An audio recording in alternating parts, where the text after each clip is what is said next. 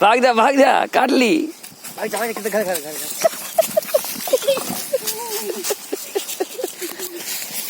घर में पहाड़ी में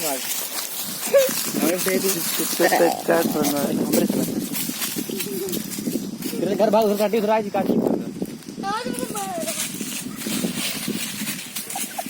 चाली जी है